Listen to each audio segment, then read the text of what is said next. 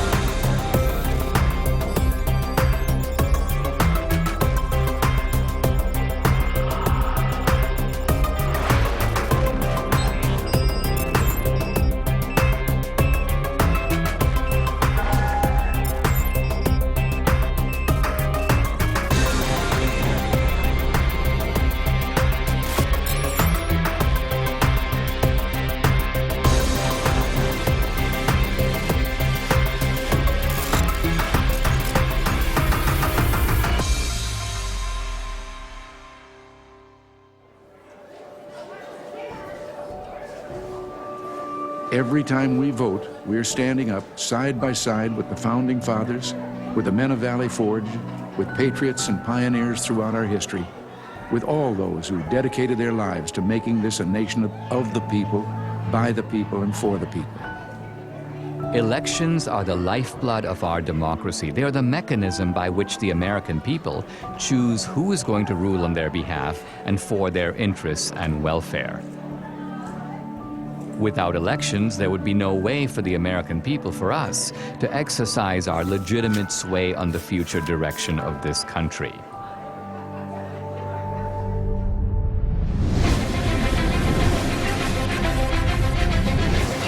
Polls now closed in half the country, and we are getting some interesting results coming in from those battleground states. If you're a Republican, you say, wow. If you're a Democrat, you say, uh-oh. You see, Donald Trump is now starting to widen his lead. President Trump now with 54% of the vote. The president right now has the lead in the Keystone State. We're going to have a great night, and we're going to have, much more importantly, we're going to have a great 4 years. The 2020 election haunts the American mind. Here's where it gets really bizarre. At Fulton County, most populous county, it is Atlanta, they just stopped counting. Nevada, meanwhile, has stopped counting votes. They've all stopped counting for the night? All right, welcome back. This is CNN special live coverage, 10:31 a.m. on the East Coast. Why am I giving you the time? Well, if you managed to sleep last night, things changed. You may have gone to bed thinking this election was headed one way, and then you woke up and you saw things were different. Also overnight, Joe Biden pulled ahead in the state of Georgia. Joe Biden takes the lead in Pennsylvania. Okay, we have an announcement to make. Joe Biden has run for president 3 times, and the 3rd time has turned out to be the charm. One side insists it was the most secure election in U.S. history.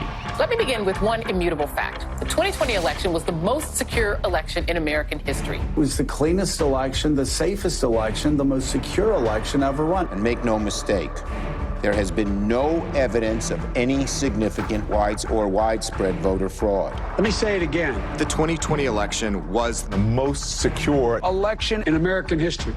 Period. This same side accuses anyone who disagrees with them of perpetrating a big lie or the big delusion.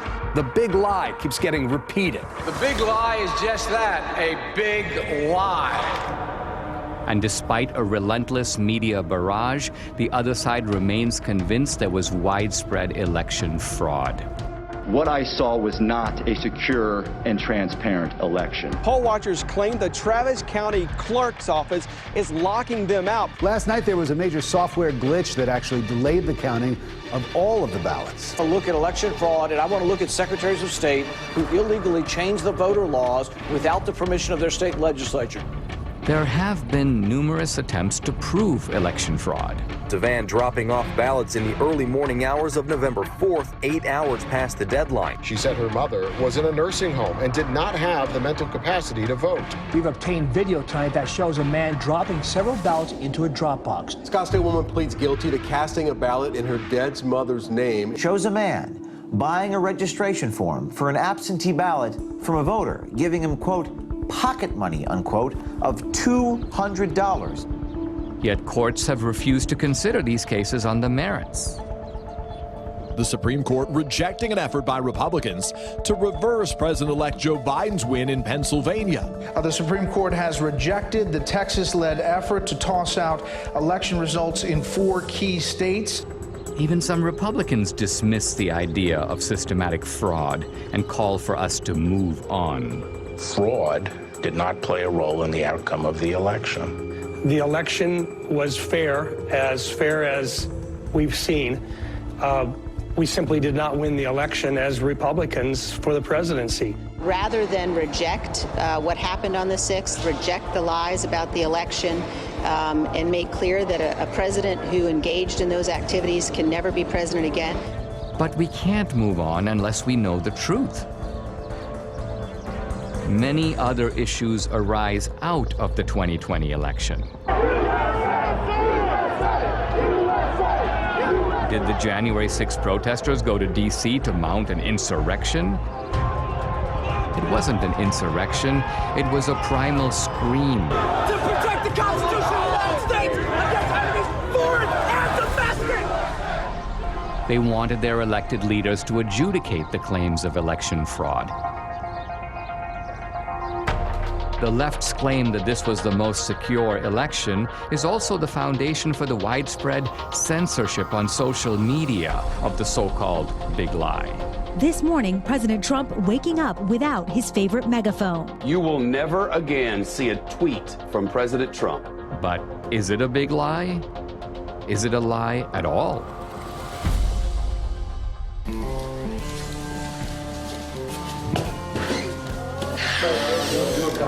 Yeah. Rolling. Sound speed. All right. Everybody got me? Yep. All right. SRP.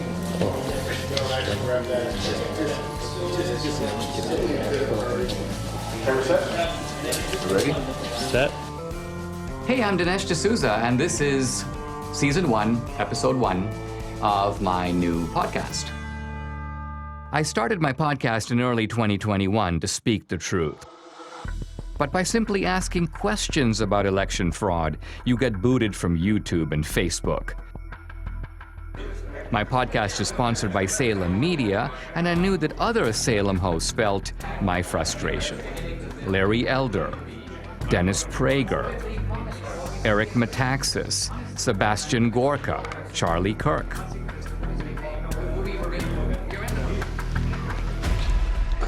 Let me begin by asking a very simple question. Do we feel confident or comfortable that we know the truth about what really happened in the 2020 election? I'm agnostic on this question, and I am awaiting more information.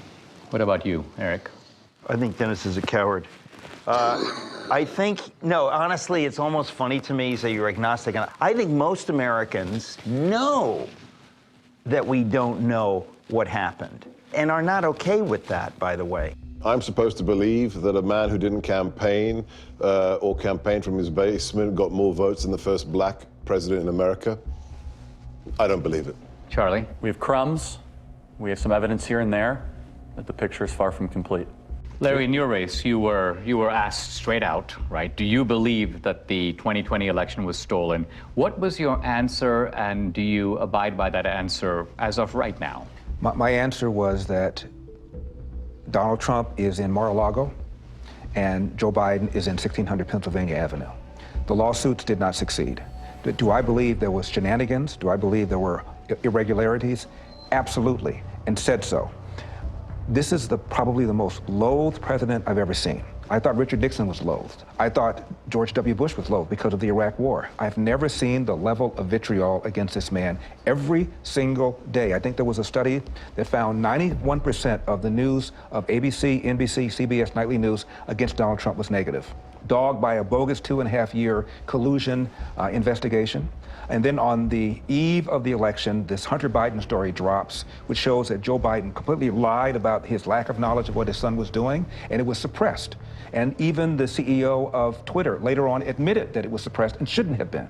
That alone would have altered the election. You add all that up, my point is, this man is so loathed, I wouldn't put it past the Democrats to do virtually anything to make sure he doesn't get another 4 years. If I believed the president were a Nazi, I might steal an election. If we were Germans in the 1930s, we'd steal the election from Hitler if we could. If I'm that indoctrinated, of course I can justify it. I think it was Jane Fonda who said that COVID was God's gift to the left, right?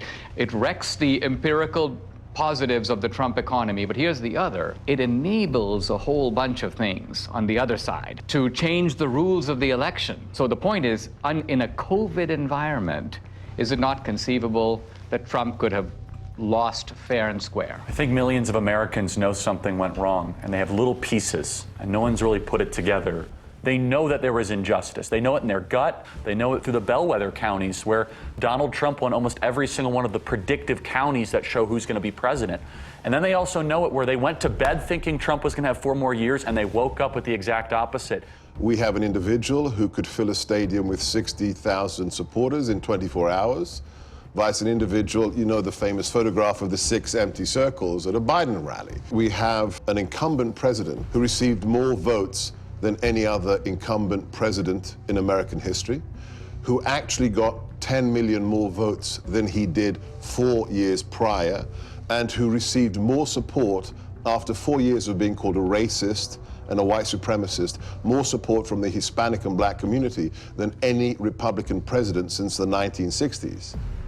And he was beaten by a machine politician who couldn't speak clearly, who on the campaign stage would confuse his sister with his wife. It just stinks. Now, is it possible that the very success of Republicans down ballot, I'm talking about Republicans running for the House, running for the Senate, running for other races, the fact that the Republicans as a party did pretty well, but Trump lost, doesn't that work the other way and undercut the idea that there was systematic fraud? It's an anomaly.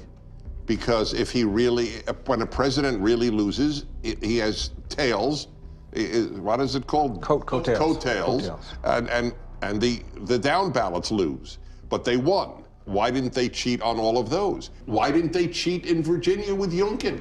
And who's to say they didn't cheat? Not all attempts at cheating succeed. You're right. One other question. In the Republican Party, I keep hearing people who seem annoyed at the revisiting of the 2020 election. Their attitude appears to be, let bygones be bygones, let's just move on.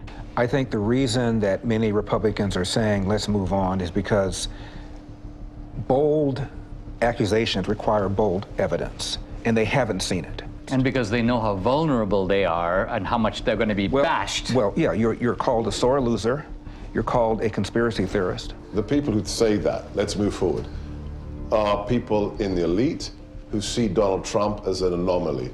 You will not win in any district in this country because you have said that the 2020 election was a fraud.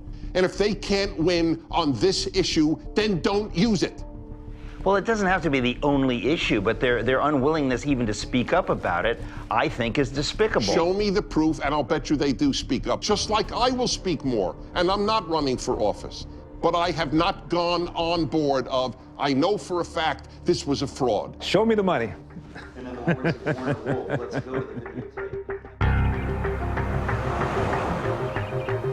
Now look, I mean, the Democrats, they have a history of voter fraud. Going back to Tammany Hall in the 19th century, we fast forward to LBJ stealing his first race in Texas, John F. Kennedy, the allegations that he stole the presidency with voter fraud in Texas and in Illinois. They've done it before. I mean, you could have someone who has a criminal record and they're fully capable of robbing a bank, but did they rob the bank? Well, it looks like it.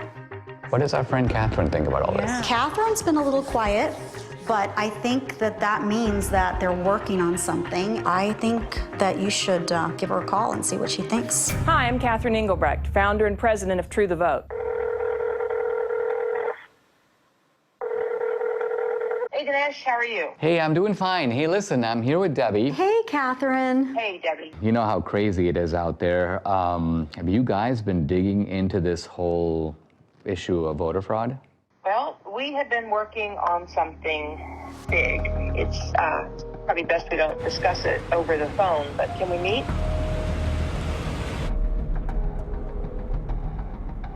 I've been working with Greg Phillips. I don't know if I've ever introduced him to you, but he has a deep background in election intelligence. He's worked projects all over the world. He's a massive 30-year experience. We decided to test a hypothesis, and we went really big. And now we have something that we think you're going to really want to see. So I'll send you the address separately. Now, Greg Phillips, what's your background that prepares you for this kind of work? I've been in and around election intelligence and integrity for about 40 years. We've done investigations literally all over the world. It's a combination of data acquisition, data analysis, occasionally some in-depth data mining. Our ability to draw meaningful conclusions that link the who to the when to the where is significant in the space. Catherine, you started the group called True the Vote in the year 2010. What was your mission or objective? We just didn't have enough volunteers working at the polls in our local elections. So we began by training people to work in the polls, and then as we got further into it, we recognized, wow, some of the problems you see at the polls can be attributed to problems in the voter rolls. Well, what can we do about the voter rolls? And so it turned into something much bigger than we had anticipated. True the Vote has the largest store of election intelligence for the 2020 elections in the world. No one has more data than we do. So I started True the Vote to ensure that every American voter has an opportunity to participate in elections. I think I became familiar with your work when you gave congressional testimony. Now, that was in the year 2014. In fact, I met you through Debbie, and I think what's interesting is that you not only have known Debbie for years, but you trained her. Absolutely. I was a bilingual poll watcher. Oh, yes. So my Spanish language came in very handy. I was a poll watcher in Rosenberg, and the poll judge was telling this couple that came in Spanish who to vote for. And of course, she didn't really realize that I knew Spanish, and so there we go. And you busted them. I busted them. Yeah. So, Catherine, when you set up True the Vote, you set it up not so much, it's not a partisan organization. Is that because you saw shenanigans, problems with voting as coming out of both parties? Oh, absolutely. Plus, we need parity of parties at the polls. Well, you told me about this remarkable election in which you had vote harvesting and vote trafficking, but it was on behalf of a Republican candidate. Exactly. In North Carolina, it was unique in that it actually overturned an election. There's going to be a new election in the North Carolina congressional district engulfed in a scandal over voting fraud. This all centers around allegations that an operative for Harris then hired a team of people to harvest absentee ballots, paying them between $2 and $3 a vote. So you have an activist, the guy's name was McCrae Dowless, and he worked for the Bladen Improvement Association, which was a kind of an African-American, get voters to the polls, but apparently they were doing all kinds of vote harvesting, and he learned the strategy. Then he broke with them, and he took his services to Mark Harris, a Republican, well, actually a pastor who was running. Correct. And Harris won. He pulled it off. In 40 years of doing this, we've seen this over and over again. Sometimes the schemes are a little bit different. Sometimes it's people out banging on doors, gathering ballots. Sometimes the ballots are sent here, gathered here, deposited there. But the trafficking itself is always the same basic pattern. There's a nonprofit involved somewhere in the middle. There are people that are either collecting those ballots on the one hand or depositing those ballots on the other and getting paid for it. In no case is it acceptable to be paid for your ballot or to accept some form of remuneration for your ballot. And in no way, in no time, is that legal. I noticed, Catherine, that in the immediate aftermath of the election, when there were a lot of accusations and charges flying around, all reflecting these suspicions that something went deeply wrong, charges of foreign intervention, charges of machines, you and your organization were kind of dead silent. I got the impression that you were looking for a different approach. Given the outliers that were introduced in such a major way in 2020, namely the privately funded drop boxes, the mass mail out of ballots, the hypothesis was if you were going to cheat, how might one go about this? That would be provable, trackable, traceable. You said there might be some, let's just call them bad actors, who are delivering ballots systematically and illicitly to these mail-in drop boxes, and there might be a way to track them and to bust them. We didn't know. We decided we're going to let the data tell the tale, and we collected together a team of highly skilled contractors and put together a plan to see where the data would take us. What, Greg, is geo-tracking? So the idea is to collect these signals that are emitted from your phone. Your cell phone is delivering information to apps that are collecting that ping, so there are 4 key coordinates: the lat long, the elevation, and the time. And with that data, we can then build a pattern of life around you. So that phone's here right now. Well, where's it going to be at 5 o'clock, and where's it going to be tonight? Well, here's my cell phone. My cell phone is off. Can I be geo-tracked even with the cell phone being off? Possibly. Depending on the apps that are on the phone. Apps, depending That's on what marketing companies do all day, every day. Now, this is the point. We were at the Apple store and at CVS, and on both occasions, they knew where you were evidently. Absolutely. And they were telling you about specials, and they were, so people have experience of this. There's 300,000 or so apps that gather that data, and then they sell it to brokers. Isn't it also true that this geo-tracking has now become a vital tool for the military, for the intelligence agencies, and for law enforcement? Indeed, they're using it almost every day. I'll say that there's no question amongst anyone that I know in the community that many, if not all, of the people that were involved in the situation at the Capitol on January 6th were being tracked previous to January 6th, because they already knew what their pattern of life was. They already knew who to look at. Many of the people who stormed the U.S. Capitol on January 6th left digital footprints that law enforcement has used in making arrests. You're saying they must have known about these people before, because some of those guys were arrested 1 day, 3 days, 5 days after January 6th, and that's not enough time to do the geo-tracking analysis. The very idea that you could go from the afternoon of January 6th to acquiring the data, tracking the data, unmask who actually owns that phone, which the government is required to do, and then get it to a grand jury, make an arrest in 72 hours? Impossible. It's not possible. They had to have been tracking the people in advance. But the fact of the matter is, these techniques are used every single day by law enforcement, the intelligence community, the Department of Defense. Was geo-tracking part of the way that the CIA was able to identify bin Laden? It certainly played a role. It's even more sophisticated today than it was when bin Laden was disposed of. More and more apps are participating in this program, if you will. The reliability of geo-tracking is not substantially different from the reliability of a fingerprint or the reliability of DNA.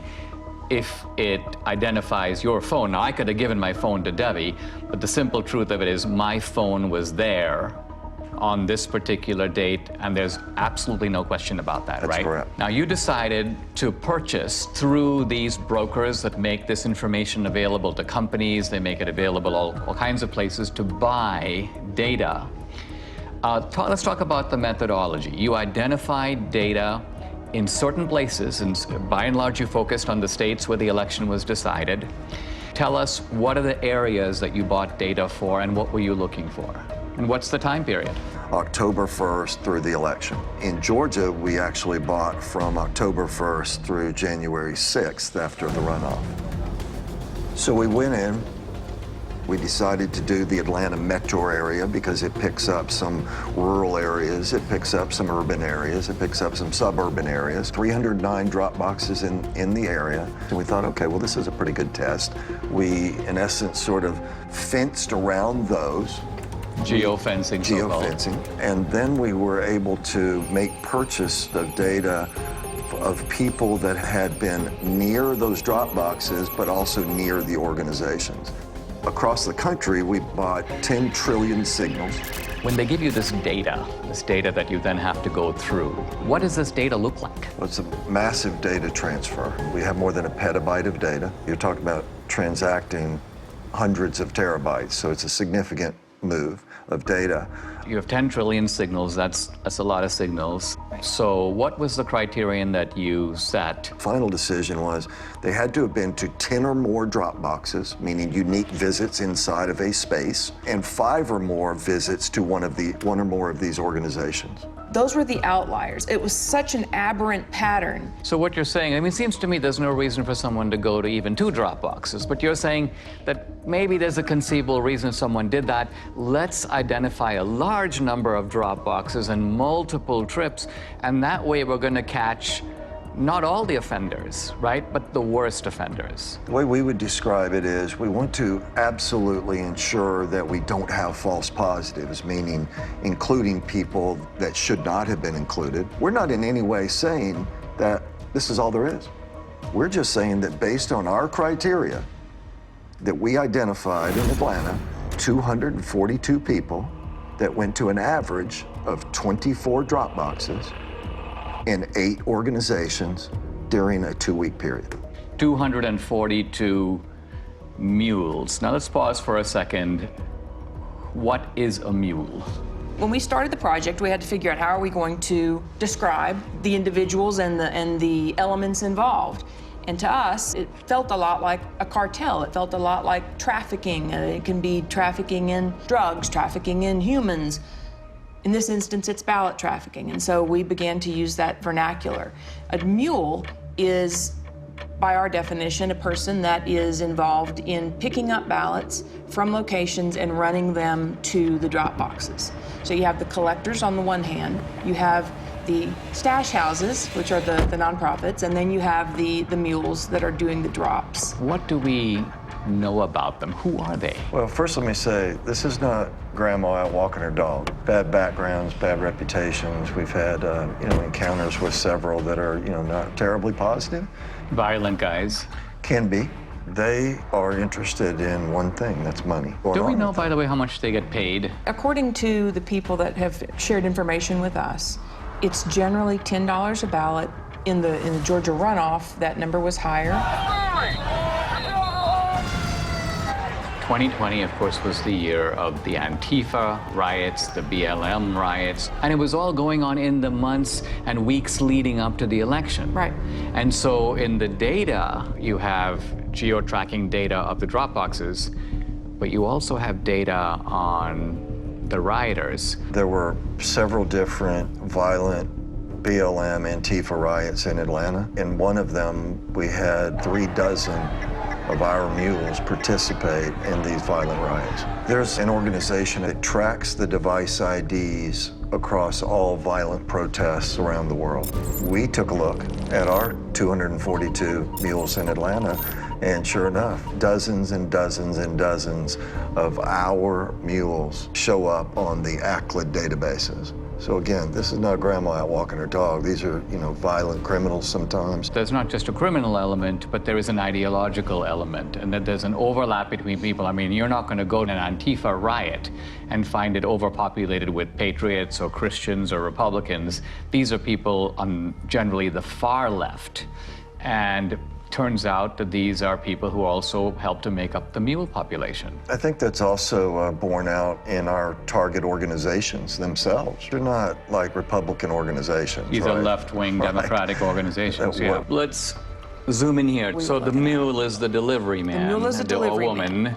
And what you're saying is they have a starting point or multiple starting points, and then they have the end point. And the end point is the drop box. That's right. Right? That's right. But you're saying that they get the ballots from somewhere, and then they go deposit them in multiple drop boxes. One of the questions that will come up in the work that we've done is, well, how do you know that this wasn't just somebody that's got a big family and they just deposited a bunch of ballots once? Or how do you know that this person didn't just work at a location that is near a drop box and so they're constantly going by a drop box? And the elements that are additive here, the going to the nonprofits, the ability to identify the pattern of approach to a drop box, and that it is going not past a drop box and on, but directly to a drop box and back to another point and then to another drop box. All of these things.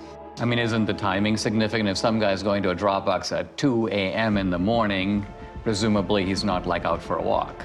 Right. So we're going to show you a visual, a pattern of life that someone can see and look at rather than just a whole spreadsheet of numbers, being able to look at it in this manner.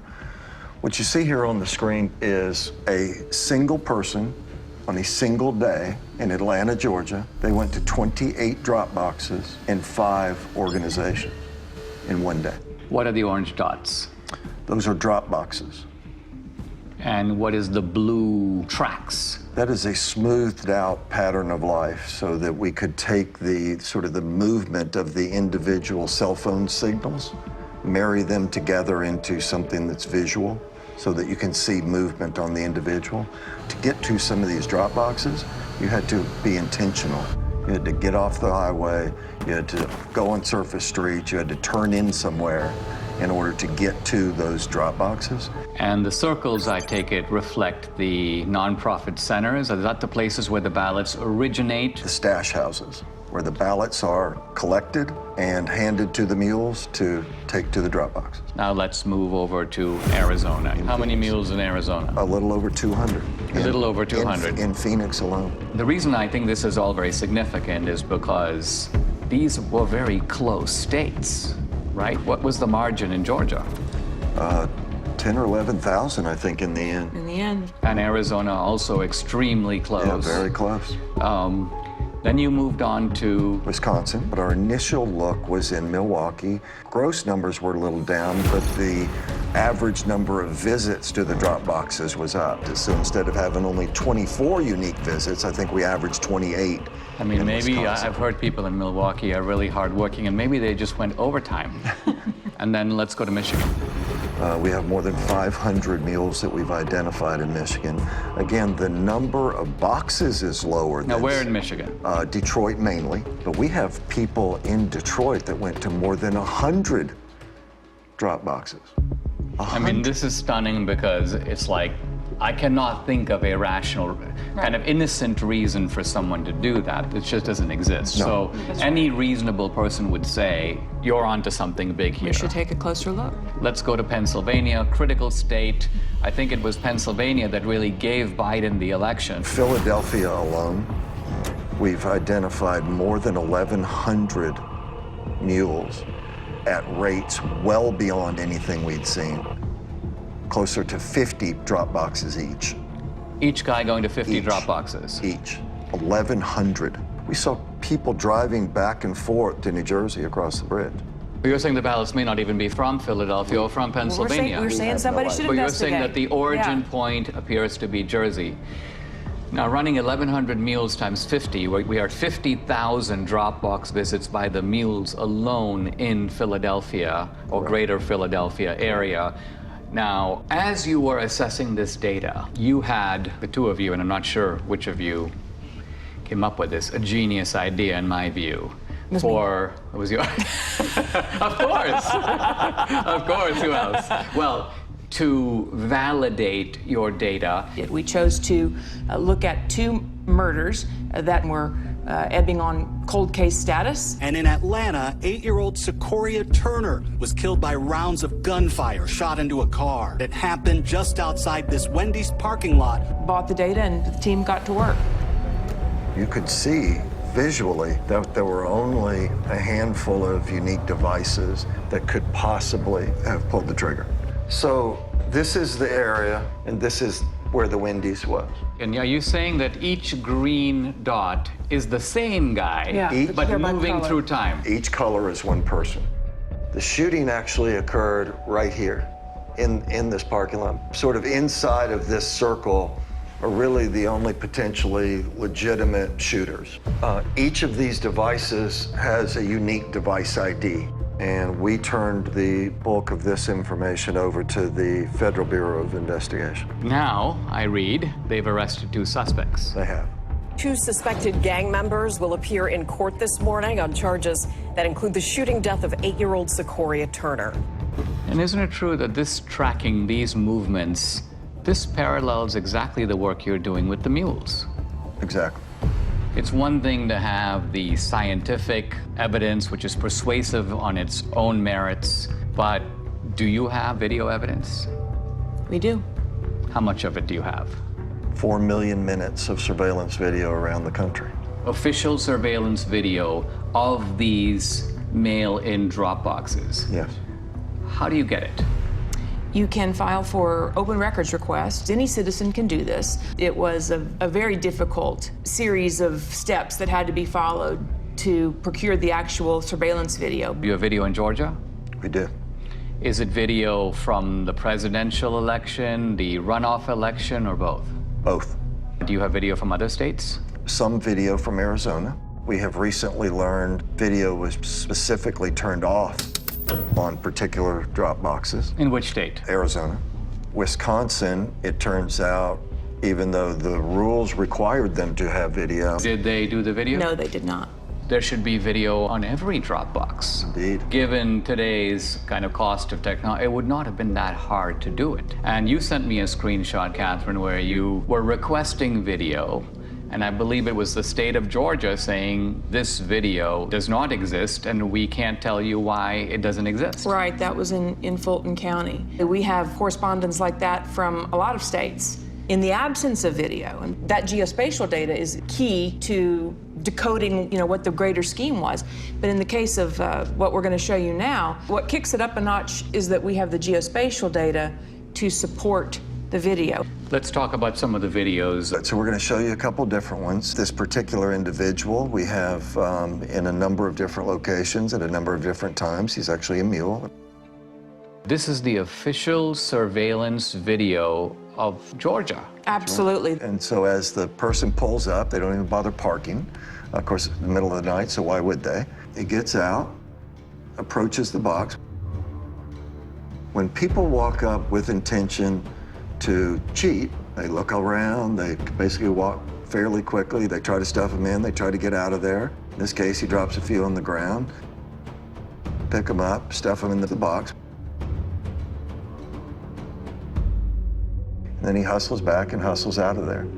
So this is what it looks like. It doesn't necessarily look like, hundreds of ballots being stuffed in. You don't need a whole lot of fraud, you just need a little in the right places over time. Is there a way to estimate, or even roughly, how many ballots are being tossed into a box at a given time? It might be 3 or 5 or 6 or 10 or something like that. The idea is to stay under the radar. And as Greg said, the number is, 3, 5, 10 ballots. But then they're not done for the day either. They're going place to place to place, day upon day upon day. And so that will not show up in your chain of custody documents, your tracking documents that would identify a big blip. I mean, they're not going up and dumping in, buckets full of ballots. On the other hand, we've seen circumstances where it appears that buckets full of ballots showed up. There's one box in Gwinnett County that had a chain of custody document with 1,962 ballots noted on this. And first of all, that's roughly 10 times what we normally see. We sorted through the geodata, found a few hundred people. Okay, well, that's pretty odd. We have video of all of this. And guess what it shows? 271 people approached that ballot drop box during that 25-hour period. 271. 1,962 ballots were deposited. Wow. Here are election officials pulling out of that drop box 2 full duffel bags containing over 1,900 ballots. Let's look at another one. Yeah, let's take a look at... Interesting thing about this person is the device seems to live in South Carolina. So this person isn't even from Georgia. She was here during both election cycles but is not a resident of the state. But as she approaches the drop box, she never looks at the trash can, right? She's looking the other way. But the other thing she has is she has gloves on. What one of our analysts noticed was these surgical gloves only appeared from December 23rd forward in the runoff. So we didn't see a lot of them previous to December 23rd, and we couldn't figure out why. And then it just dawned on us, well, on December 22nd, there was an indictment handed down in Arizona for people that had stuffed ballots, and the way the FBI nailed them was fingerprints. And then lo and behold, the next day and days forward. So this video is now from the Georgia runoffs. This is January of 21. This particular one is at approximately 1 o'clock in the morning on January the 5th. Stuffs her ballots in there. It's like a small stackish, maybe 3, maybe 4. Takes them off, and then puts them in a trash can that she never looked at. So she knew it was there. She knew it was there, right? And so we have her on a number of locations. She's an out-of-state mule, and this is in no way the only drop box that she attended. That's right. No, she's goes to dozens and dozens over the course of these 2 elections. Who's next? What you're going to see is he approaches the drop box on his bike. He also has a backpack on. Pulled the ballots out of his backpack. Taking his time. Taking his time, digging around, looking for some ballots. Finally gets that, pulls them out. Okay, now I'm set. And he'll put them in. But you also see him get sort of frustrated as he starts to leave, because guess what? At this point, they had started requiring the mules, apparently, to take pictures of the stuffing of the ballots. It appears that that's how they get paid. So they take a picture and stuff it in. They take a picture, not a selfie, but a picture of the actual ballot going in. But this guy gets frustrated, so he actually has to park his bike, get off. So if you were there just casting your own ballot, what reason in the world would you have to come back and take a picture of the box? And he kneels down. Looking around. He takes some pictures. Okay, the next one. Yeah, so let me show you Dog Guy. So Dog Guy, middle of the day, this is actually at a polling place. So the people in line are waiting to go in and vote early. They're doing it the right way. Okay, now you've got some other people gonna walk up. This lady doesn't care, but this next guy cares. He's watching the whole thing. The guy looks up, talks to him. Got the ballots under his arm already. Now he's got the rest that he pulled out of the bag. And he's gonna get his camera ready to take the pictures as he puts them in there. If you consider the brazenness of this, right? This is the middle of the day. There's people sitting there watching you cheat. People that are doing it the right way. But it's difficult for them to know what to do, except observe and maybe say, what's going on here? What did I just see? They wonder, what does this all even mean if this is happening in broad daylight and nobody's doing anything to stop it? And so these are the kind of things, 4 million minutes of this. This was an organized effort to subvert a free and fair election. This is organized crime. You can't look at this data in its aggregate and believe anything otherwise. That's especially true when you consider that in places like Georgia, it was only decided by 10,000, 12,000 votes. And you look at 5,000 visits just from our mules, it's not a leap to say, yes, this would have made a difference. Adding these numbers up, we have 2,000 plus mules based upon not searching these whole states. And remember, we're only talking about a small number of states. We're not talking about the whole country. We're not even talking about whole states. We're not even talking about whole states. Right, that's right. And we're also talking about a gross undercount of the actual number of mules because you set a high bar. They had to go to 10 drop boxes. So if there's a mule who went to 7 drop boxes, you wouldn't catch that guy. And they had to go to nonprofits. So they had to meet those 2 criteria and then go to one of the geofence drop boxes. If they met the 2 criteria but went to a post office box, we're not going to look at them. One of the slogans of the Democrats through all this debate has been make every vote count. And I think we can now see in a chilling way that this is kind of what they mean. What they mean is, it doesn't matter if all kinds of illegal ballots are being dropped in, let's just count them. Now the narrative needs to be that this is the most secure election. This is the most fabulous election we've ever had. Pay no mind to the millions of Americans that are saying something is not right. This does not make sense.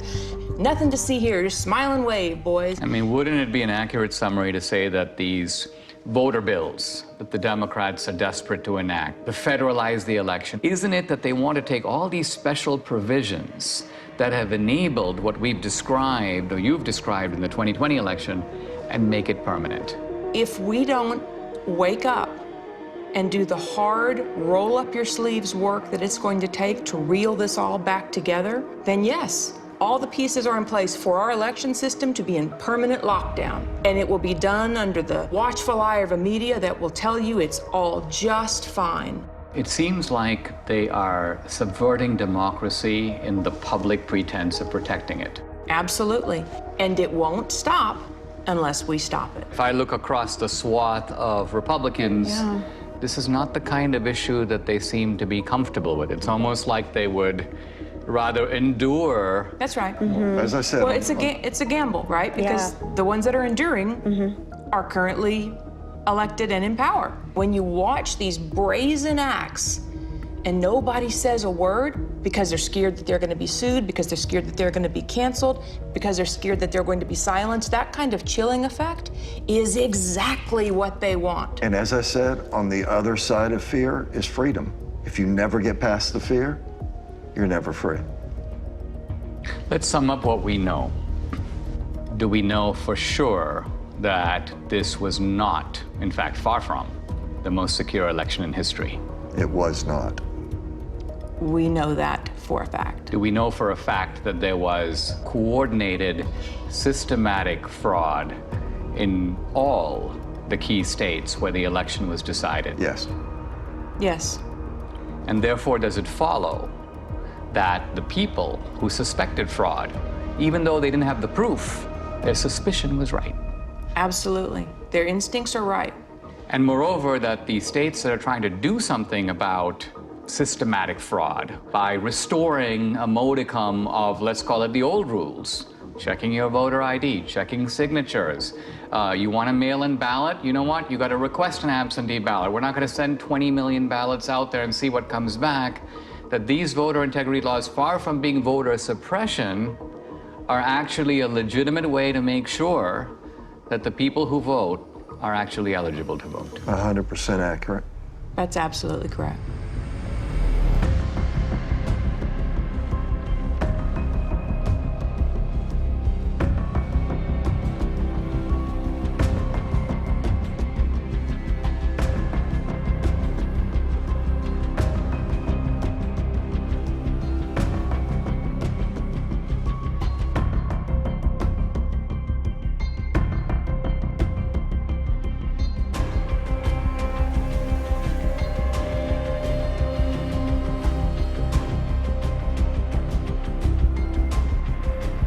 What you are seeing is a crime. These are fraudulent votes. In 2 of our 5 key states, you were allowed to give your ballot to be delivered by a family member or a caregiver. This is vote harvesting, but it's not the same as ballot trafficking. In no state in America is it legal for nonprofit organizations to collect ballots and pay mules to deliver them to mail-in drop boxes.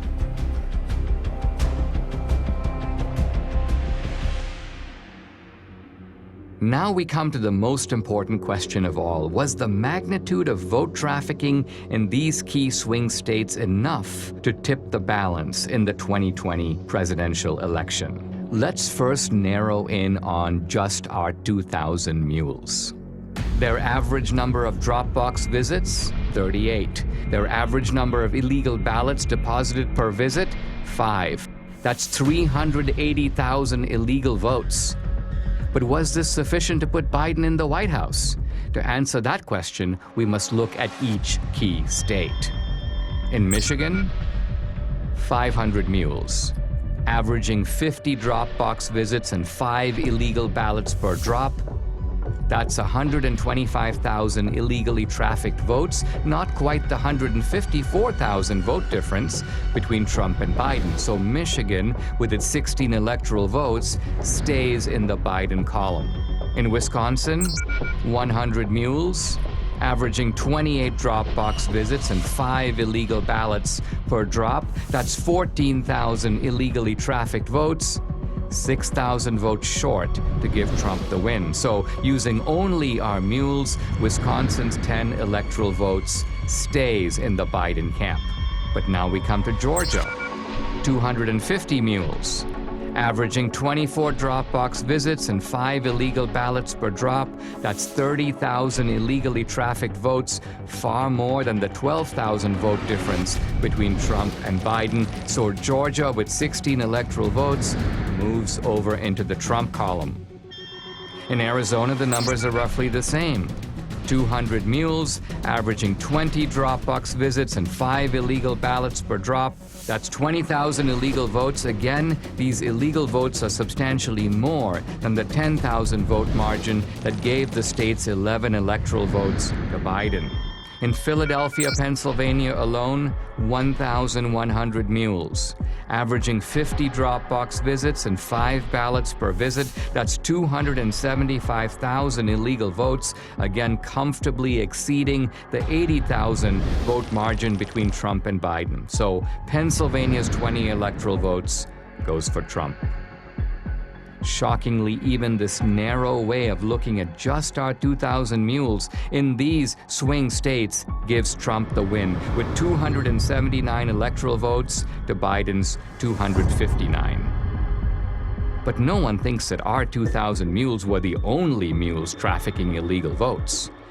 To widen the search, Greg and his team lowered the criterion from 10 or more to 5 or more drop boxes. This revealed a huge upsurge in the number of mules from 2,000 to 54,000. 54,000 mules.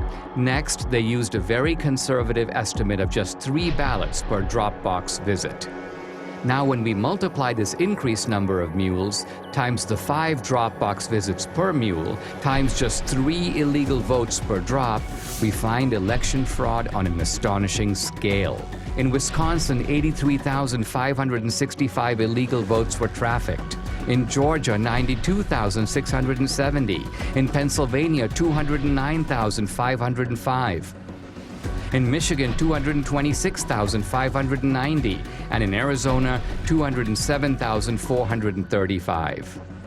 Using this calculus, Trump would have won all the key states. And the final electoral vote, 305 to 233. I wanted to get my Salem colleagues' take on what I'd learned here.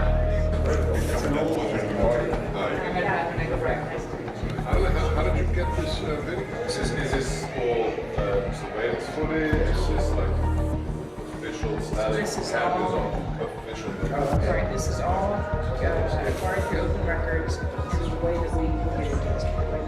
There's 4 million minutes of video. Well, these are official footage. This is official surveillance footage. It's indisputable. It was taken by the state itself. That's the only place that the video left, came I from. think, did not anticipate that anyone would go through this video. So this is 1 o'clock in the morning. Don't we all vote at 1 o'clock in the morning?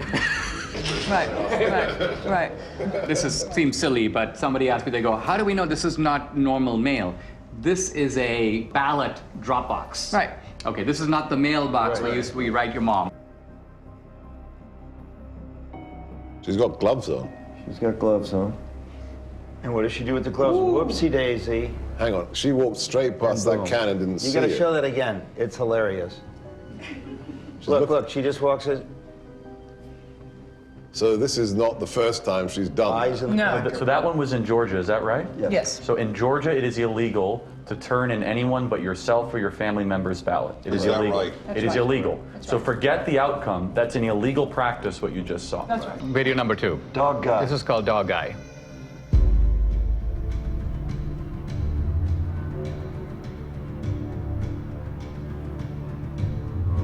He's taking pictures.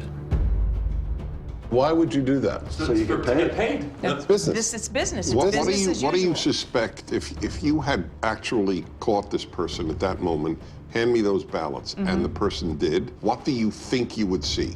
Whose name is on it, in your opinion? Ineligible voters, people that have moved. Would you see legitimate ballots? There's an ambiguity in what you're saying. The ballot itself is legitimate. No, that right. It's not a fake piece of paper. Yes, right. okay. But again, remember, when you mail in a ballot, you have a security envelope with the signature verification standard that's been all but washed away. And as soon as it's taken out of that envelope, then you have a disconnect, and the ballot is private. It's a virgin sheet of paper. The ballot is The only private. ID is on the envelope on the outside. This is an example of multiple ballots. So this 3:57 a.m. Prime voting time. Got to beat the line. This person comes up, Right. and what you're going to see is when you try to put too many ballots in.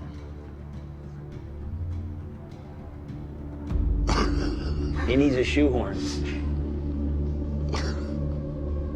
And we have lots of those where they're just jamming them in and then they fall on the ground. And when you can jam Well, I them. mean, this alone is, to say the least, suggestive.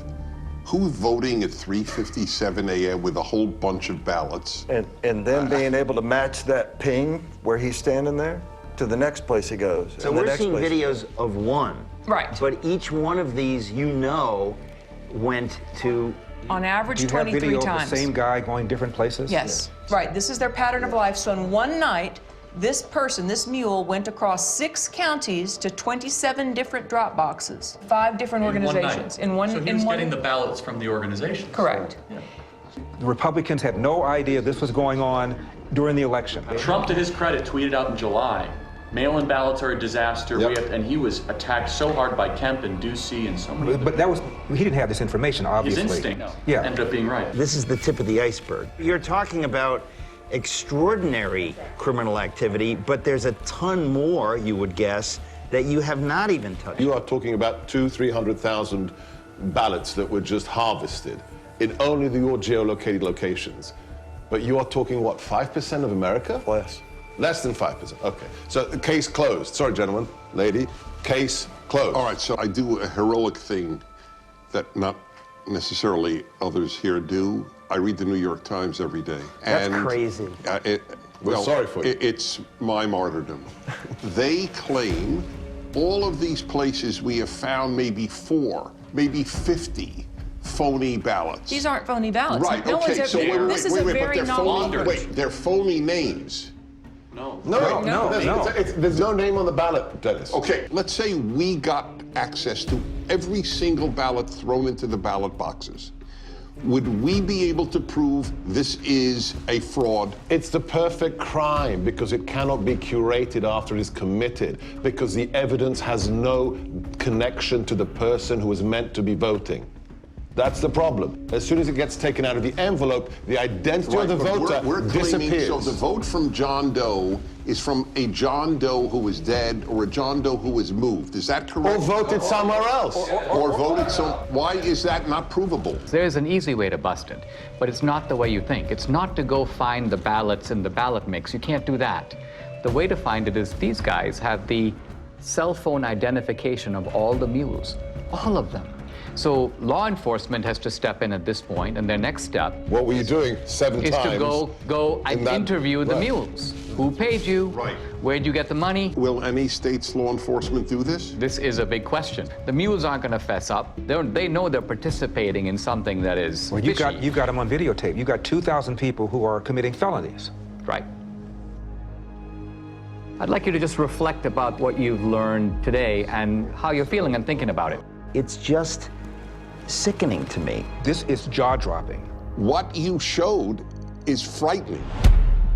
Republicans had no clue this was going on. I wondered, were there any Republicans who did know? Investigative journalist Heather Mullins interviews a whistleblower hired by the National Republican Senatorial Committee. I was hired by the NRSC. My job was basically to watch the ballot boxes. And this was for the early voting in Georgia. So that started on December 14th and ended on the 31st of December. And we would monitor that box from 8 to 8 all day long. So consequently, during those 2 weeks, I monitored those boxes indiscriminately. I would move around to the different areas in the boxes and watch them 30 minutes here, an hour there. And then I would start to see things where I'd see people walking up with backpacks, and they were unloading large numbers of pallets, stuffing them in the box. Recorded some of that and took pictures of it and dates and times and those things. I spotted plates from Texas, from Colorado, South Carolina, North Carolina, and I just thought that was odd that all these states were coming in, and these people would get out, and I'd watch them get out, and then they'd go up to the ballot and stuff the ballot in the ballot box. I thought that was kind of odd, so we took pictures of those things. When we took pictures, recorded license plates and those things, and then I uploaded those photographs to a Dropbox. Then when it came to the Georgia runoff, the actual day of the election, which was January 5th, I was up there, it was early in the morning. Now, there were Stacey Abrams people all along the sidewalk up there. How did you know that they were Stacey Abrams people, though? Well, they had those masks on that said vote. Okay. She has one of those things they had, this was during COVID, right? And they were part of that initiative. I knew that she was part of that initiative that she had going on about get out the vote kind of thing. So it was Democratic Party and it was Abrams people that were, they were all interacting with each other. And then the local Democratic Party chairman was there also. About 6:30 that evening, we noticed there was a couple, a female couple. These two ladies had run up and they had a big stack of ballots. And we were standing there and they tried to shove the ballots in there. And I'm looking at her taking pictures, and the other gentleman took some video and everything. And she turned around and looked at us and she said, "What are you doing?" And I said, "Well, we're taking a picture." And she said, "Well, you can't do that." And I said, "Yes, I can." And she got mad. And she ran up the sidewalk and left. So you're saying the NRSC was made aware that there were people stuffing drop boxes at specific dates and times? Yes. So with what you witnessed during your time watching these drop boxes, do you believe that that was enough for law enforcement to get involved? Oh, definitely. But after several weeks, no contact or anything, and I just... No, so you're saying, though, if somebody had contacted you, you would be willing to testify to these things and give those depositions under oath? I would have had to. Yeah. I would have had to.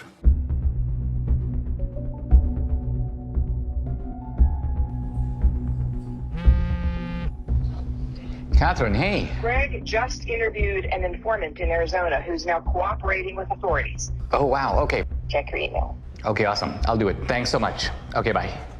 Hey, honey. Yeah. Take a look at this. So this is, I remember Greg was going to interview that mule in, so we got the video. Thank you again for... I guess they're concealing her identity. So what was your job? Like, what were you doing? Receptionist. So at some point, you were asked or sort of instructed, I guess, to start receiving people's ballots. I was just instructed to go ahead and receive ballots from various people, females mostly, and on Friday they would come and pick up payment. I assumed it was payments for what they were doing. So they would, during the week, they would bring them in at various times, and then you would pay them like all on a Friday. Is that kind of how it went? Yes. Interesting. And then I would get a call to find out how many ballots were brought in and if they were already pre-filled out first. And she would come to the office, look at them, and then before she left, she would either take them herself, but other times she would ask me if I could drop them off at the library. So what was the instruction? Just to drop them off. In the drop box? In the drop box, the early ballots. Can you give me an idea of how many you personally put in the box? Hundreds? Could have been, yes. And was there a reason she wanted you to go to that drop box as opposed to maybe City Hall or something? There's no cameras. There's no cameras there. And she would want me to take it in the evening when it was dark also. Do you think this is widespread in Yuma County or elsewhere? I would say it is. So do you think that people you know in St. Luis, they believe that their vote matters? I don't even think they know the meaning of what voting is. Do you personally think that the elections in San Luis are free and fair? No, they're fixed. They've been fixed. They already know, seriously, who is going to win the next election before it even happens. How do you think this affects the community, especially the Hispanic community? Because it seems like they're preying on minorities.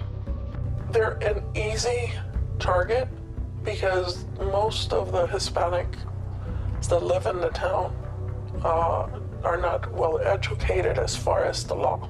They look at it mostly as, oh, she's trying to help us because we're older, because she's having someone come and pick it up at my house, because I don't drive. Most of them, maybe, I would say honestly, 90% of the elderly that live in San Luis don't drive or have relatives that are willing to drive them to do this, to go to the voting polls.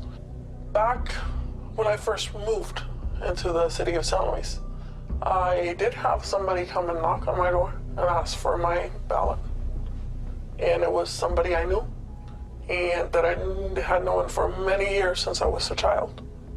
And up to this day, that person does not talk to me because I said there was no way I was giving them my ballot. What a brave woman to do this. Totally. I call it the Mexican mafia, seriously, because they work like that. It seems like we need to do a better job of maybe educating folks or helping people understand that this stuff's not okay. I offered a long time ago, but again, they told me, oh, don't do it because you're gonna end up in the trash can in pieces. What do you think it's going to take to get this trafficking to stop? For people to get caught and pay the price. Wow. Unbelievable. We know that the Mules got their stashes of ballots from these activist organizations. But where did the activist organizations get the ballots from? Hans von Spakovsky is a former member of the Federal Election Commission, a senior fellow at the Heritage Foundation, and co-author of the book Our Broken Elections. I will say election fraud is bipartisan, but most of the cases I see are, unfortunately, the Democratic Party. Hans, you just watched a mule kind of fessing up about participating in this trafficking operation. Is this kind of a mule operation something familiar to you? But unfortunately, this is so common in some parts of America, particularly the Hispanic community, that they have a special name there. There they call them politiqueros. And these are individuals who are paid by campaigns or political parties to go into neighborhoods and collect absentee ballots to pressure and coerce voters. People who observe election fraud have commented that absentee ballot fraud or mail ballot fraud is the easiest and the most common type of election fraud. Why is that? Well, because they're the only kind of ballot that is voted outside the supervision of election officials and outside the observation of poll watchers. Transparency, as you know, is very important in the election process, and there's no one there at a voter's home to observe what's happening. Also, remember, when you're in a polling place, you fill out your ballot and you then deposit it directly into the ballot box. That obviously is not what happens with absentee ballots. There are some states, I believe about half of them, about 27 states, that allow voter harvesting. And by voter harvesting, what we mean is that you are allowed to give your ballot to someone else and ask them to deliver it.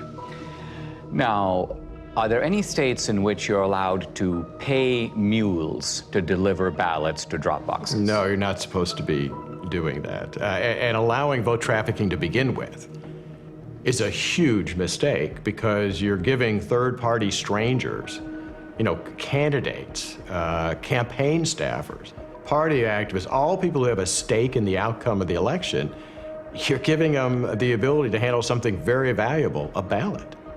Voter fraud is almost incalculably rare in the United States. Does it ever happen? Okay, occasionally it does happen, but it doesn't happen on a national scale. Doesn't affect the outcome. It would affect the outcome. I read these days constantly that election fraud, well, it could occur, but those cases are extremely rare. They're so episodic, they don't have the ability to tip an election. Is that true? Fraud happens often enough that elections get overturned. I mean, just go back 3 years to 2018 and a congressional race was overturned. I can cite to you another case in Mississippi. It was just overturned by a court because of fraud. Same thing in Florida. But look, that's just the tip of the iceberg. Now, we've shown that you've got these mules who are picking up these ballots at various vote stash houses. Hans, where do these organizations get ballots? Well, to quote Shakespeare, let me count the ways. You know, everything from filling out absentee ballot request forms for voters, but having the ballots sent to them, to actually going to the voters and obtaining the ballots from them, to stealing them out of mailboxes, to actually using high-quality photocopy machines to make their own ballots.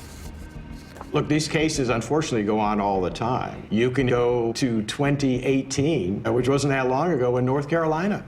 Leslie McCrae Dowless is accused of mishandling absentee ballots in North Carolina's 9th District. Dowless would frequently obtain this report from the Board of Elections, looking for the date an absentee ballot was mailed and if it had been returned. Ginger Eason, who first told me she was hired to pick up ballots, and Kelly Hendricks, who testified she did the same thing. What would you do with the ballots after you picked them up? Take them straight to the office in Dublin and hand them over to McCrae. And I don't know what happened to him after that. I know there was stacks of them on his desk. There was testimony in the case that his staffers were falsely signing as witnesses on those absentee ballots. Because he had done this before, he actually apparently had signatures of voters from prior elections in his offices. Voter rolls are in notoriously bad shape. States do a very bad job of taking people off who are no longer eligible because they've died or moved away. And it's very easy to get hold of a state's voter registration list. So, you know, if somebody's on the list and they haven't voted in 10 years, you're probably pretty safe in trying to cast a ballot. On their behalf. On their behalf. Remember, in states that made the mistake of simply mailing out a absentee ballot to every single registered voter, well, if you're a fraudster and you get hold of that absentee ballot, you've got 90% of the information you need to fill it out because the name's going to be on the outer envelope and their registered address. Let's follow the track of these mail-out ballots, right? Let's just say you got students on a campus, they've voted, but then they graduate, and obviously they move to a different state. If they're on the voter rolls, is it not a fact that mail ballots will be arriving in the dorms and arriving in, and so presumably they're not going to be that hard to scoop up if somebody knows where to look for them? No, that's exactly right. And you know, I work in the District of Columbia. They mailed out absentee ballots to all of their registered voters, and I can't tell you how many phone calls I got from people that I know saying that not only had their ballot arrived in the mail, but 5, 6, 7 ballots all coming into their apartment for people who used to live there.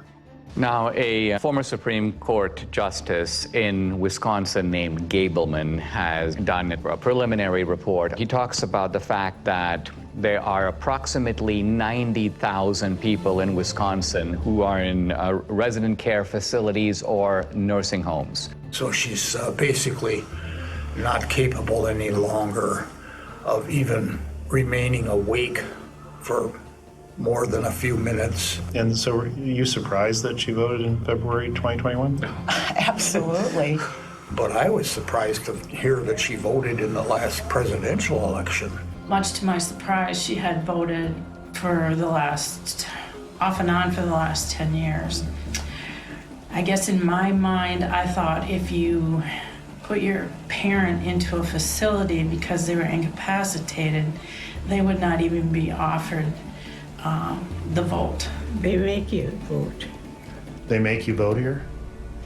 And so how do they make you vote? Because I didn't want to vote, and they told me I had to. That is a real problem. clearly it was a problem in Wisconsin 2020, but unfortunately that's a perennial problem in other states too. What happens is you have staff in those nursing homes. Sometimes they are activists politically. They get these individuals registered to vote, or if they're already registered to vote, they will request absentee ballots in their name, sometimes forging their signatures, and then filling out the ballots for them. Just prior to the 2020 election, the state of Texas indicted a social worker in a home for young people who were basically mentally incompetent. She had sent in over 100 voter registrations for these individuals who were not legally competent to vote. What about homeless shelters? Look, if a homeless individual is mentally capable, they ought to be able to vote. And if the only place they can list as a registered address is a homeless shelter, that's fine. But the problem there is that it's very easy, I think, for them to be intimidated and coerced. In Chicago, the largest election fraud case the U.S. Justice Department ever prosecuted, they were paying homeless individuals to cast ballots the way they wanted them to cast ballots.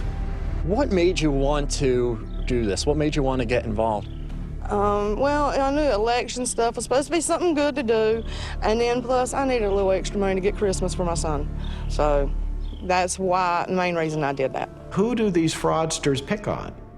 They pick on the most vulnerable in our society. They go into poor neighborhoods, they pick on the elderly, they pick on people for whom English is not their first language. When we're trying to stop election fraud, we're actually trying to protect, I'd say, the most vulnerable people in our society.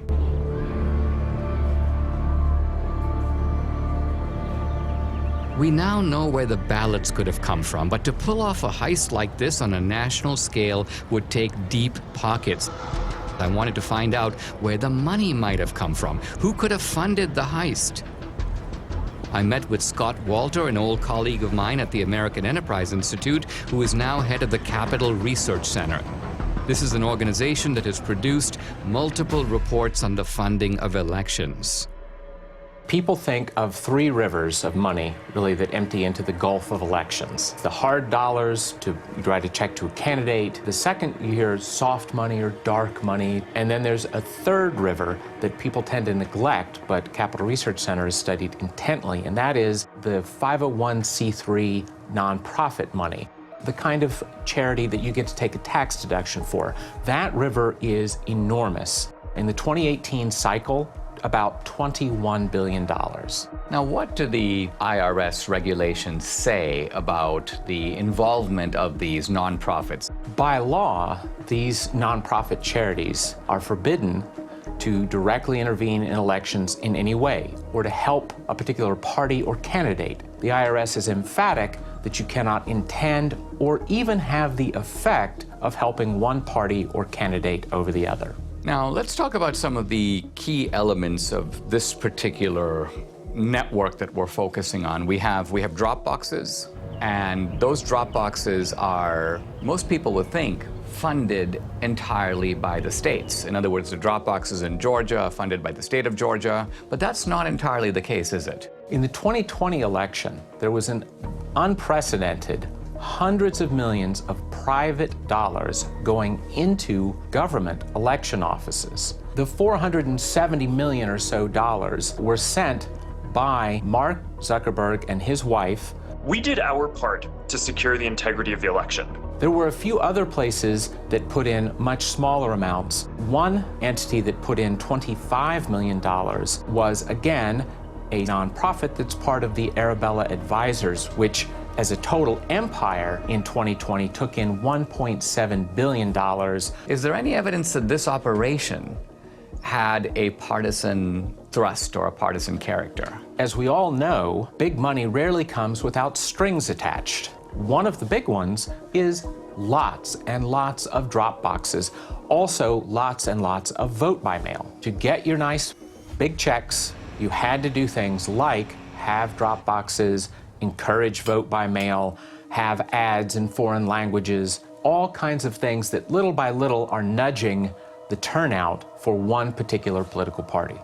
In addition to the $470 or so million that went into the Zuckbuck operation, you also had in 2020 a $120 million project very secretive, called the Voter Registration Project. The $120 million, it came from Soros's foundation, it came from Visa's foundation, it came from Warren Buffett's foundation, it came from unions like the SEIU. The Voter Registration Project has as its goal increasing in the 8 target states over 2 million voters who are overwhelmingly expected to vote for the Democratic Party. And so the states that we're talking about here, Arizona?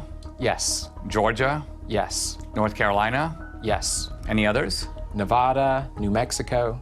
Here we've got an operation of illegal vote trafficking. You've got thousands of mules. They're being paid to do this. What you're saying is there is more than enough money available to fund any such operation. In fact, this would be only one part of a much larger effort to control the election.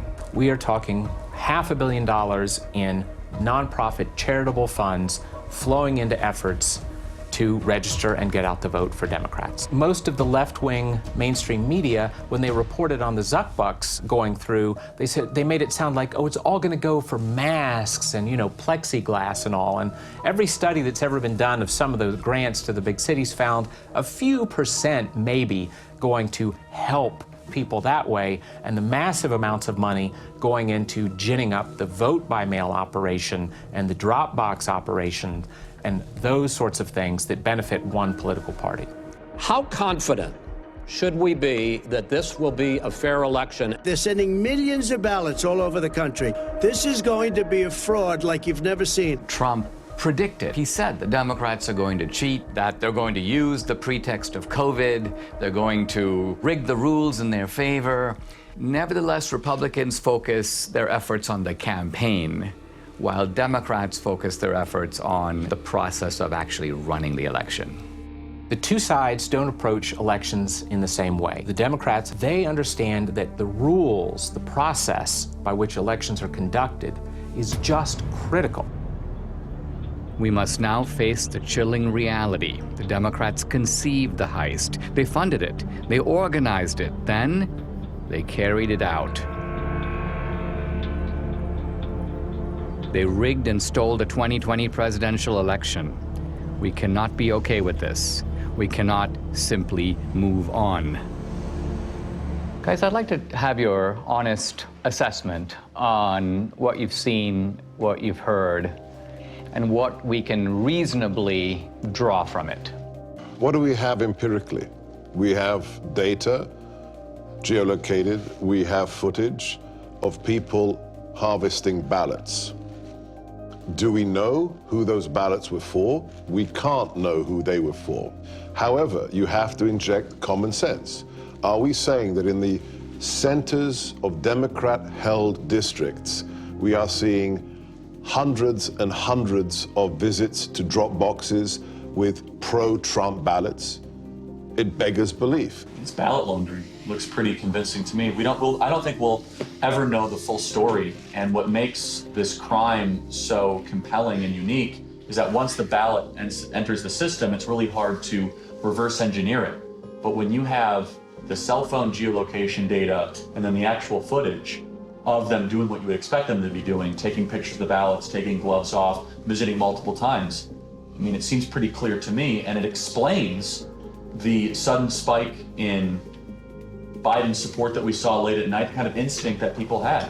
The control of the U.S. Senate went through Georgia with so Chuck Schumer's majority leader, probably because of what we just saw. And I'd like them to answer the mules. If they say it's clean, then be honest and say, okay. They have two ways they'll try to invalidate it. One is minimizing and then slander. Yeah, right. So they'll try to slander Dinesh personally. They'll say, oh, Trump pardoned him or whatever. Therefore, he's trying to get back at Trump to try to reinforce the big lie. I could already see the headline of the Washington Post. Trump pardoned ally comes out with questionable movie. I predict right now they will say, what on earth is a conservative doing tracking private citizens?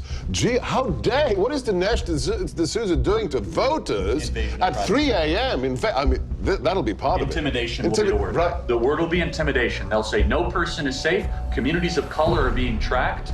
People like in black neighborhoods are now going to have to fear for their life that their cell phone pings will be paired. And this is Jim Crow 2.0, Dinesh. I disagree that this is not going to be compelling enough.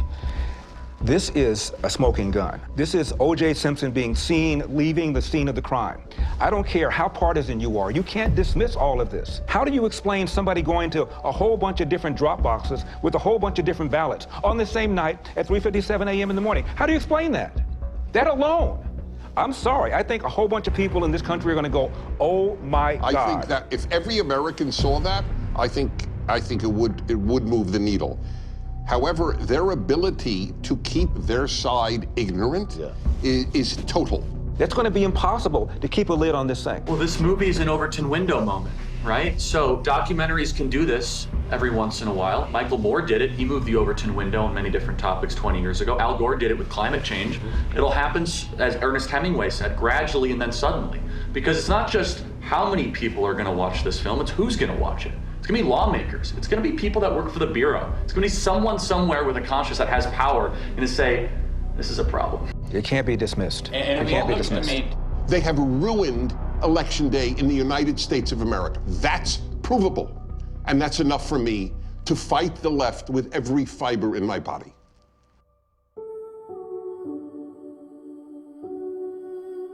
Without free and fair elections, we are not a democracy. We are a nation run by a criminal cartel masquerading as a democracy. Never in U.S. history has a presidential election been as thoroughly corrupted by coordinated fraud across multiple states as we now know took place in 2020. Today, totalitarian regimes camouflage their fake elections with appearance of democracy, but they're not real democracies. We don't want to join them. Our elections must represent the will of American citizens. We who believe in constitutional democracy must be diligent. If we give up, they win. In fact, if enough of us give up, they won't need to cheat anymore. Don't stay home. Get involved. Get out and vote. Do what is necessary to save this great country. The America we love needs us now more than ever.